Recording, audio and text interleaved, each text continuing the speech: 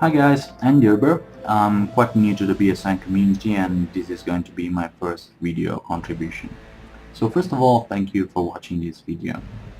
Now the purpose of this video is to show how a cool but probably squishy character like the Drellguard can be used effectively, even on gold and eventually on platinum as well. Now it does take a bit of experience and commitment to learn how to play him, but once you do that, you'll fall in love, I promise. To me, no character is as fun as he is. Playing him is like embodying a hurricane. You'll be gone and everything will be dead just before anyone can realize what happened. But at the same time, death will never be too far away. One small mistake and you'll be down. It's an extremely high risk, high reward gameplay and it's thrilling. Just remember that the actual gameplay you're going to see is from a solo, and so it's completely different from what you can expect to have with a full team. It's much less action-packed. After all, with 450 shields I die if a Centurion sneezes too hard, so I have to be really careful. Now I know that there are already some guides out there on this character, since luckily after the buff is starting to get, some widespread love. But I think most of those guides show how to use him as a weapon-intensive class. What I'm going to do in this video instead is focusing on how great he is as a power-heavy class. Both are great ways to play this character, but focusing on power is just so much fun to me, and hopefully you'll see why. Now, the build I use is a pretty standard 60666, as pull is pretty much a worthless power nowadays. On biotic charge I take radius, so I can charge into groups of enemies safely, and power synergy of course, and barrier. On cluster grenades I take impact radius, max grenades and shrapnel. The idea behind this is to maximize the chance of hitting the enemy and so maximize the effectiveness as a crowd control power as well. That second of stagger can be the difference between a full health and shield Drellguard and a dead one. So on the passive instead, I focus on power damage and weapon damage of course. And the fitness is pretty much a no-brainer and is shields, shields, shields. Now onto the loadout. My main weapon is going to be the Acolyte. I've always used this weapon even before the recent buff on my Drellguard and it's always been amazing. Then I take a Hurricane as well, mainly to deal with, armor targets. So as you can see, my cooldown is extremely high so that I can charge as much as I'd like to. As for gear and consumables, you'll obviously want to use grenade capacity. And SMG ray lamp is good, but not necessary, as you're mostly going to do damage with your powers and the Acolyte doesn't need a boost.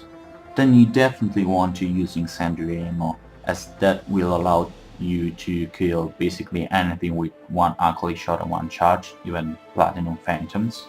The recent buff to tech explosions was indeed great for the Drellguard. Incendiary Hurricane plus charge also makes very short work of Dragoons. Now I don't know how it's supposed to work, but I noticed that the enemy will always be ignited no matter what level of incendiary ammo you're using. And the damage of the explosion will always be the same.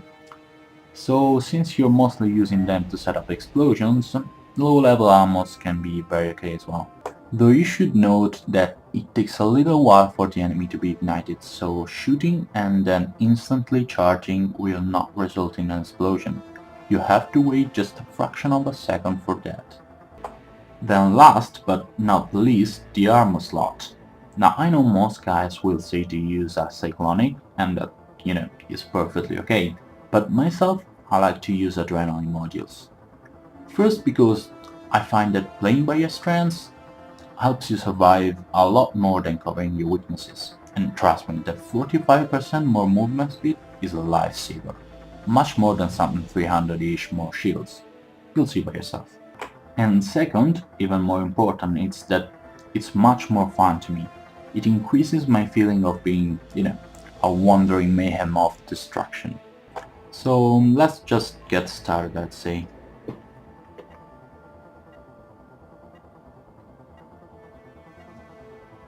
About the map and enemy decision, I chose Goddess because I needed a grenade heavy map and was, kind of bored with all the solos always being on giants. It's too easy and boring. For the enemy, collectors were ruled out because I find them quite harder than the other factions, and I knew that the challenge was already going to be quite good for my skills. That I never play yet because if I can avoid it, they're too cheap. I don't like them. Finally, Reapers are a bit too easy, which left me with Cerberus as a good middle ground, I guess. So, talking about the effective gameplay. First of all, you'll see that I try to nuke spawns with grenades whenever I'm given the chance. Now, this tactic is much more effective when you're playing with a team and not solo, because you can expose yourself to fire more and so aim better with the grenades. While soloing, it can be, you need to be very careful while doing that, so you cannot aim too good with the grenades. Well, the one thing you should remember while playing as a Drellguard is that you always need to keep mobile. Staying on the move, you will survive. Get pinned down and you'll die badly. You can see that while I'm running, I hardly get hit ever. That's of course also thanks to the adrenaline modules. You can see that I usually stay in one place just the time needed to kill a few enemies, then relocate swiftly before getting pinned down. In fact, the most dangerous enemies for a Drellguard are those which are able to pin you down and limit your movement. With Cerberus, those are atlases and turrets, especially turrets can be deadly if you are careless. But anyway, anything that limits your mobility is very dangerous.